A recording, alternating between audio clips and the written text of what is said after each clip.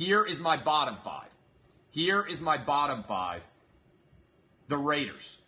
Everybody is talking. It's amazing. We did this on my show yesterday. Lock it in. We're like, hey, what happened to the Browns and Baker Mayfield?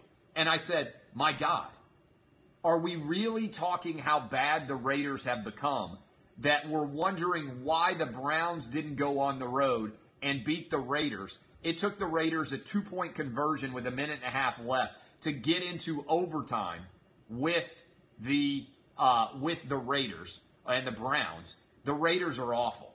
I don't know what's going wrong with Derek Carr, but he's gone from a guy who looked like he was going to win an MVP to a guy who looks downright awful at times.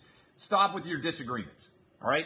If you disagree with my opinion, nobody cares, okay? If you disagree with my opinion, nobody cares about your opinion. The Saints lost at home and gave up 48 points to the Tampa Bay Buccaneers. That is a worse loss. They do not have any kind of quality of win that is the equivalent of the Titans, all right? Just because you don't agree with my opinion doesn't mean that you have to sit around. You haven't watched the Titans play, all right? They have, if you want to rank victories, they have beaten the Jacksonville Jaguars on the road, which is probably the best win that any team in the NFL almost has so far this year. And they just beat the defending Super Bowl champions with Carson Wentz. The Saints lost on the road to a mediocre Tampa Bay Buccaneers team and gave up 48 points in doing it. So if I happen to look over and I see you arguing something dumb, I'm going to block you. Clay Kyle will come out and I will take my gun out and I will aim it at you and I will wipe you out. Okay? That's how this game is played. The Saints can't defend a paper sack. They almost got beat by the Atlanta Falcons. They have zero defense at all, and they don't have the quality of win.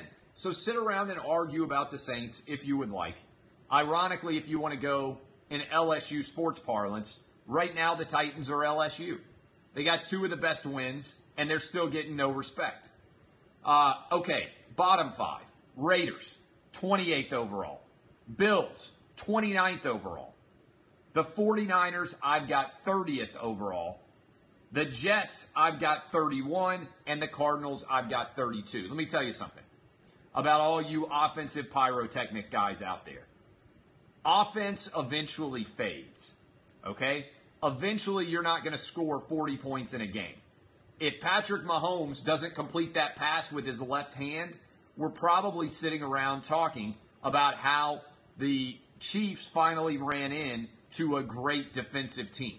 In fact, if you're upset and you're a Denver fan right now, you're probably still sitting around thinking to yourself, how in the world did Case Keenum, who we're paying $18 million a year, miss Demaryius Thomas on what should have been a touchdown with about 20 seconds to play? If he drops that ball in like he should, that's a touchdown for the Broncos, and the Broncos win that Monday Night Football game. That is what should have happened if he had dropped the ball in there. That's what an $18 million a year quarterback should do. So, my top five, for all you triggered losers out there. The Rams, the Chiefs, the Titans, the Jags, and the Bengals. My bottom five, the Raiders, the Bills, the 49ers, the Jets, and the Cardinals are the worst team in the NFL.